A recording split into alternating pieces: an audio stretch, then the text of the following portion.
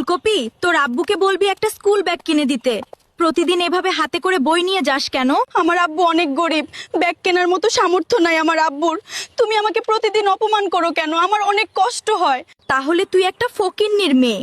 তোর মতো গরিবের মেয়ের সাথে বেড়ালে আমার মান সম্মান থাকবে না। তুই আমার সাথে বেড়াবি না আর। আব্বু, তুমি আমাকে একটা স্কুল ব্যাগ কিনে দিবা। করলা আমাকে প্রতিদিন অপমান করে। আমি আর কোনোদিন স্কুলে পড়তে যাব না আব্বু। আম্মাজান, তুমি কান্না করো না তো। আজকে আমি রিক্সা চালাতে যাব। রিক্সা চালিয়ে টাকা পেলে তোমাকে একটা ব্যাগ কিনে দিব আজকে। আজকে একটাও যাত্রী পেলাম না রাস্তায়।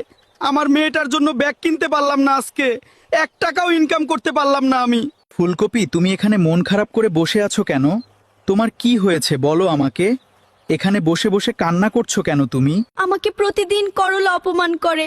আমার স্কুল ব্যাগ নাই, এই জন্য সবাই অপমান করে। আমার আব্বু গরিব, তাই ব্যাগ কিনতে পারে না। আমি তোমাকে একটা নতুন ব্যাগ কিনে দিব। তুমি কান্না করো না ফুলকপি। আজকে তোমার জন্য একটা সুন্দর স্কুল ব্যাগ নিয়ে আসবো আমি। গাজর ভাই, তুই কিছু টাকা দে, আর আমি কিছু টাকা দিয়ে ফুলকপির জন্য একটা স্কুল ব্যাগ কিনবো। ফুলকপির একটা স্কুল ব্যাগ দরকার অনেক। ভাই, আমাদেরকে একটা সুন্দর ব্যাগ দেখান তো। ছোট মানুষের সুন্দর একটা স্কুল ব্যাগ দেখান। আমরা একটা ব্যাগ কিনবো আপনার দোকান থেকে। ফুলকপি, এই ব্যাগটা আজকে থেকে তোমার।